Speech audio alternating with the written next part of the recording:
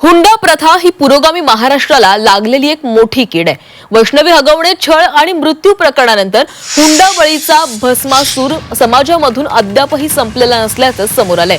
समाज सुधारलाय, प्रगत झालाय, त्यामुळे हुंडा बंद झालाय असं आपण म्हणतो. मात्र हुंडा प्रथा बंद झाली नाहीये, तर त्याचं स्वरूप बदललेलं आहे. मुलांच्या नोकरीप्रमाणे हुंडाचं नवं रेट कार्ड तयार झालेलं आहे. पूर्वी हुंडा हा रोखीनं घेतला जात होता, मात्र आता छुप्या मार्गानं वेगवेगळे बहाणे करून या ना त्या मार्गे हा हुंडा घेतला जातोय.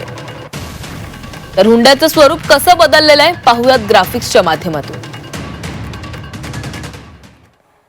हुंड्याचं बदलतं स्वरूप काय आहे त्यावर एक नजर टाकूया.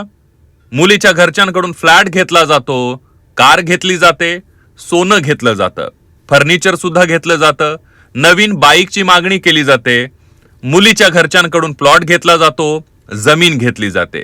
त्यासोबतच दोन्हीकडील लग्नाचा खर्चही मुलीच्या घरच्यांकडूनच घेतला जातो. डेस्टिनेशन वेडिंगचा खर्चही मुलीच्याच घरच्यांच्या माथी मारला जातो. वऱ्हाडींच्या येण्या जाण्याचा खर्च, हनीमूनसाठी परदेश ट्रिपचा खर्च, व्यवसाय सुरू करण्यासाठी पैशांची मागणी केली जाते, मुलाच्या घरच्यांचं कर्ज फेडण्यासाठी पैशांची मागणी केली जाते, उच्च शिक्षणाचा खर्चही मुलीच्या घरच्यांकडून मागितला जातो. तर आदिवासी बहुल जिल्ह्यांमध्ये पशुधनाची मागणी मुलीच्या घरच्यांकडून केली जाते. तर हुंड्याचं हे नवं रेट कार्ड कसं आहे ते देखील पाहूयात.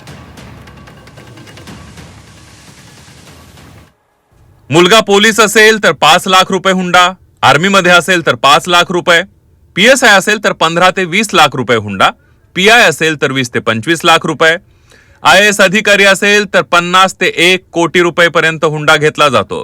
क्लास 1 अधिकाऱ्याचा हुंडा आहे 30 ते 50 लाख रुपये, क्लास 2 अधिकारी 20 ते 25 लाख रुपये, क्लास 3 अधिकारी 10 ते 15 लाख रुपये, चतुर्थ श्रेणी अधिकारी 5 लाख रुपये आणि जर मुलाची बागायती शेती असेल तर एकरावर हा हुंडा ठरवला जातो.